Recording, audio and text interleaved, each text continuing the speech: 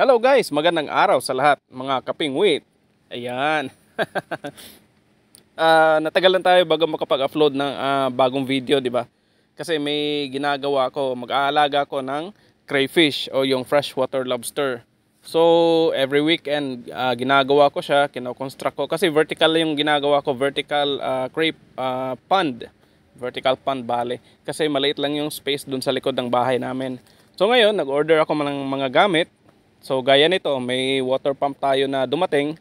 So i-unbox natin tapos tingnan natin kung gaano kalakas tong water pump na ito at ano yung mga specifications niya. Tara! So guys, ito na nga yung water pump na gagamitin ko.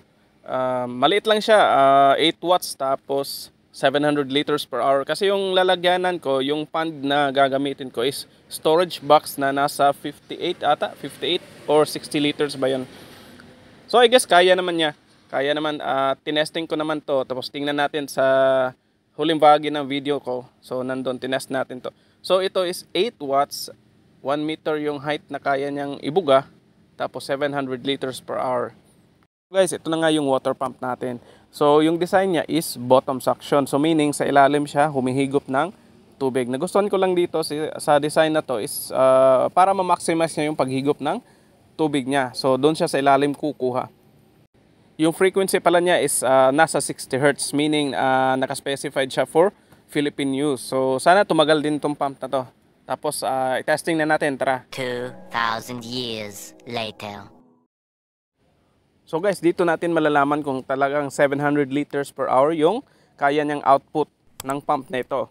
So check natin. So sabayan nyo ang timer natin tapos i-review natin sa dulo.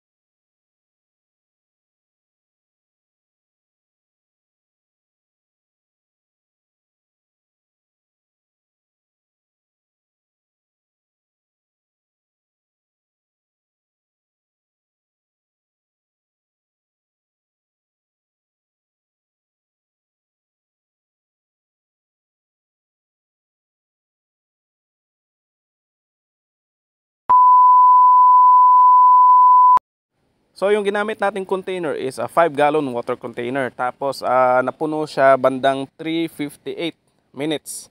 So i-round off na lang natin ng 4 minutes para eksakto. So in 1 hour, merong 60 minutes. So yung 60 minutes, divide natin siya ng 4 kasi 4 minutes na puno yung galon natin. Tapos yung lalabas is 15. So bali 15 na 5 gallons in 1 hour yung kaya niyang punuin. So yung isang water container na ginamit natin, 5-gallon water container equals to 18.93 liters ng tubig.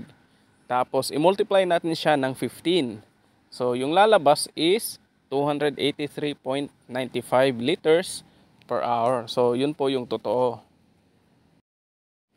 So guys, hindi totoo na 700 liters per hour yung kaya niyang ibuga or yung output ng water pump natin na ito. So nakita nyo naman base sa review natin, so sa actual test na ginawa natin. So I hope na may natutunan po kayo kung bibili kayo ng water pump. So pwede nyo gamitin ang method na yon. So I hope tama rin yung ginawa ko. So until next time guys, thank you.